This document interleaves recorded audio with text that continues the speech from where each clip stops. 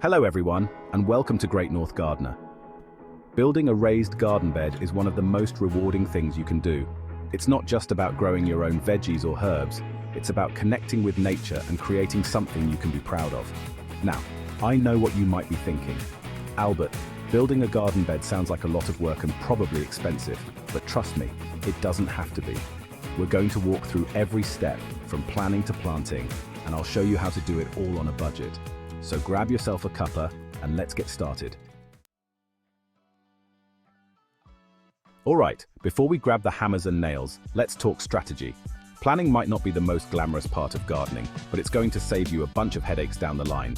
First things first, location. Pick a spot that gets plenty of sunshine. Most veggies need at least 6 hours of direct sunlight a day to thrive. Think about access to water.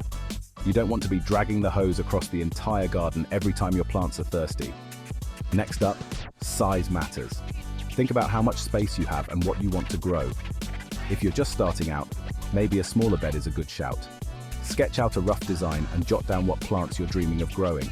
And here's a tip, don't be afraid to get creative. Garden beds don't have to be boring squares or rectangles. Once you've got your location, size, and design figured out, you're ready for the next step. Gathering your materials.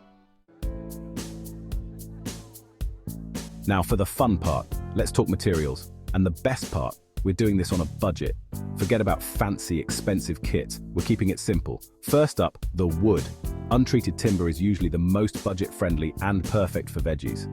Another option is reclaimed wood. Think old pallets, fence panels, anything you can get your hands on. Just make sure it's still sturdy and free of any nasties like rot or pests. You'll also need some screws to hold everything together. Galvanized screws are the way to go. They're weather resistant. For tools, you'll need a saw, a drill, and a screwdriver, or a power drill with a screwdriver bit. If you don't have these tools, you can usually borrow them from a friend or rent them from a local hardware store. Don't forget about safety gear. Grab some safety glasses and gloves. Safety first, team. Once you've gathered all your materials and tools, it's time for the exciting part. Building the frame. Get ready to put on your construction hats, everyone. We're about to get building. Chapter 3. Building our garden kingdom. All right, builders, it's time to get our hands dirty. Building the frame of your raised garden bed is like putting together a giant jigsaw puzzle. First things first, let's measure and mark the wood according to your plan. Double check those measurements to avoid a wonky garden bed. Use a pencil to mark your cutting lines.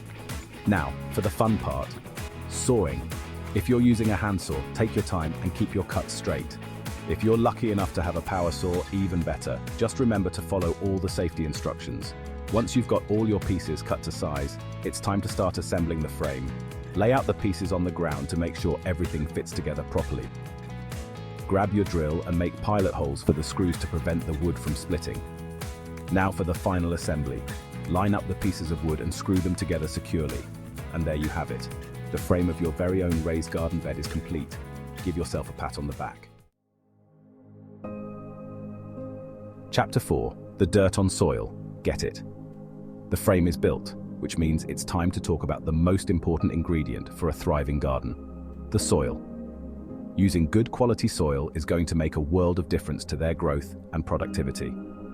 A good potting mix is ideal for raised garden beds. It's designed to provide drainage and nutrients.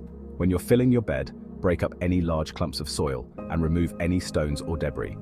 Don't overfill the bed. Leave a bit of space between the soil surface and the top of the frame to allow for watering. Once your bed is filled, give it a good watering to help the soil settle.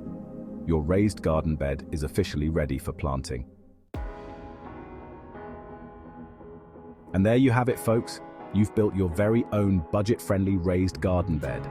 Now you're all set to grow a bountiful harvest of delicious fruits, veggies, herbs, whatever your heart desires. Remember, gardening is all about experimentation and having fun. If you enjoyed this video and found it helpful, please give it a big thumbs up and subscribe to the Great North Gardener channel for more gardening goodness.